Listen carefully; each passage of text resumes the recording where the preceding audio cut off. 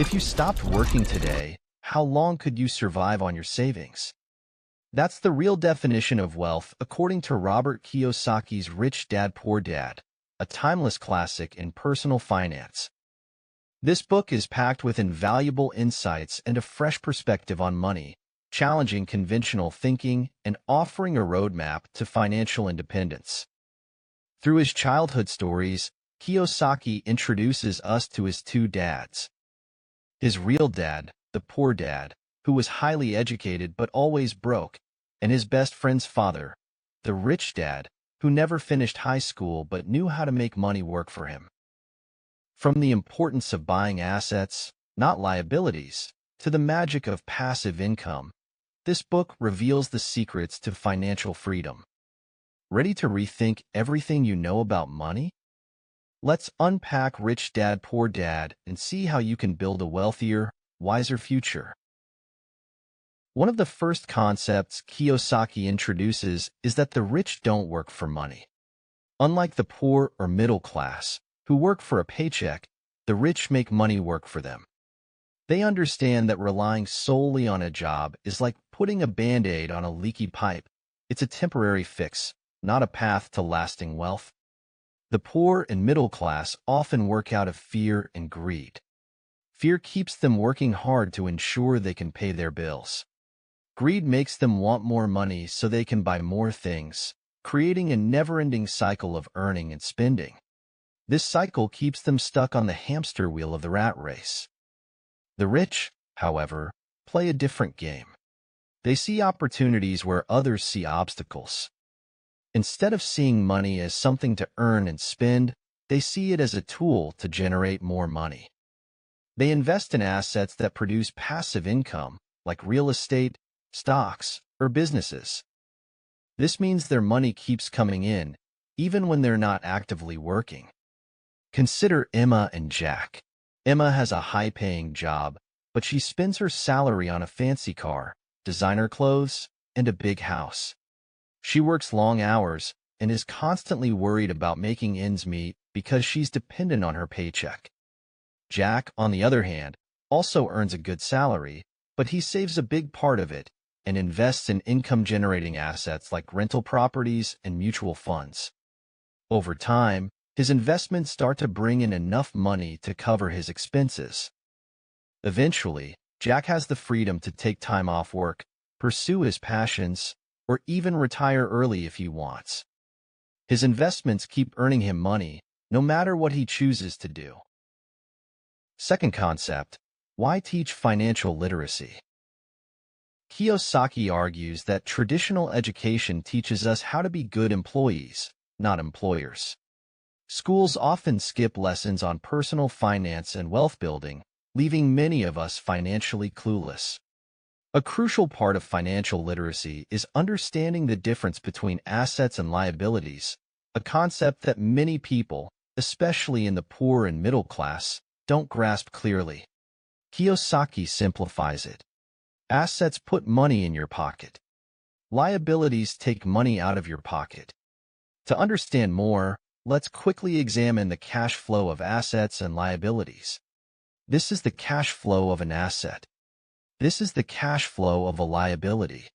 Rich people acquire assets that generate income, resulting in a cash flow pattern like this. On the other hand, the cash flow of the poor and middle class looks like this, as they often acquire liabilities they mistakenly think are assets. For example, many people think their house is their biggest asset. But according to Kiyosaki, if you own a home, you have to pay for the mortgage, maintenance, and other expenses.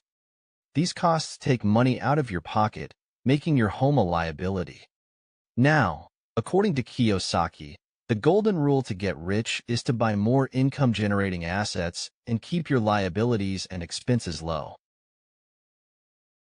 Third concept, mind your own business. Profession versus business. Many people confuse their profession with their business. When Kiyosaki asks people about their business, they might say, "I'm a banker." But when he asks if they own the bank, they say no, they work in a bank.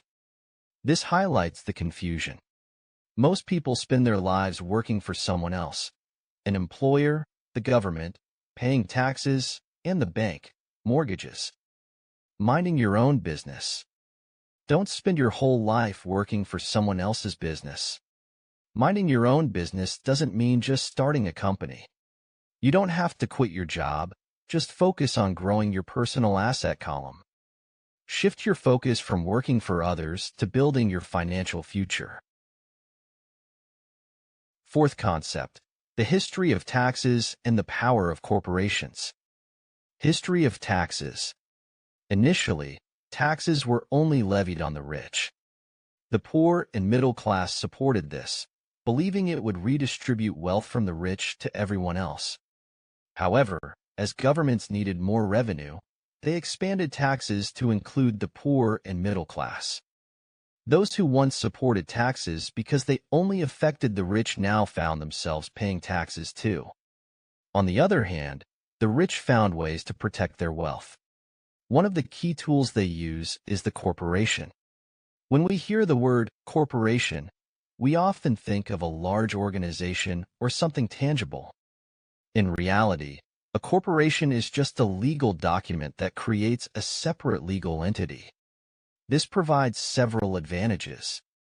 1. Tax benefits. Corporations often pay lower tax rates than individuals.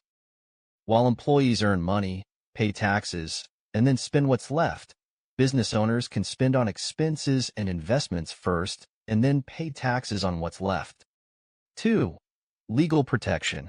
Corporations shield their owners from personal liability.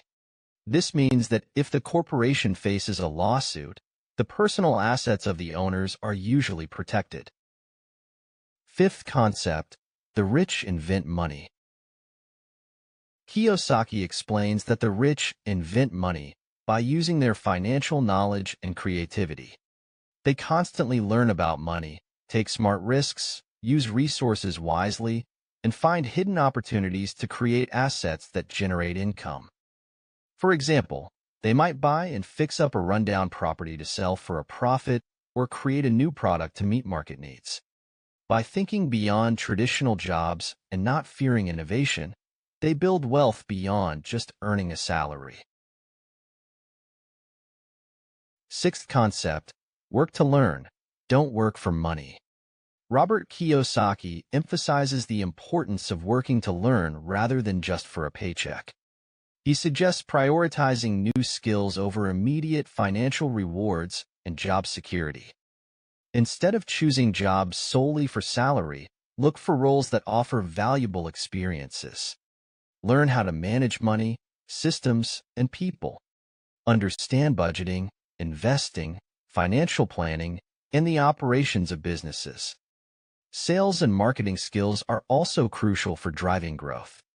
Kiyosaki believes practical, real-world education is often more valuable than formal schooling. By focusing on learning and skill development, you create more opportunities for financial growth and independence. Seventh concept, overcoming obstacles. Robert Kiyosaki identifies 5 obstacles to financial success: fear, cynicism, laziness, bad habits, and arrogance. Here's a brief look at each. 1. Fear. Fear of losing money can paralyze you. Overcome it with education and taking small, calculated risks. 2. Cynicism. Negative thinking can block opportunities. Surround yourself with positive influences. 3. Laziness. Leads to procrastination. Set clear goals and take consistent small steps. 4. Bad habits. Poor spending and saving habits can hinder progress.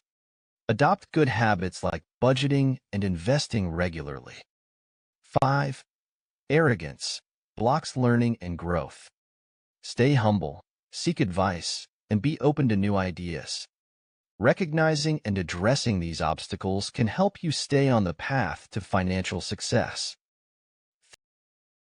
And that wraps up our dive into the powerful concepts of Rich Dad, Poor Dad. Thanks for watching. Remember to apply these principles to your financial journey. Subscribe, like, and hit the bell icon for more valuable insights. See you next time.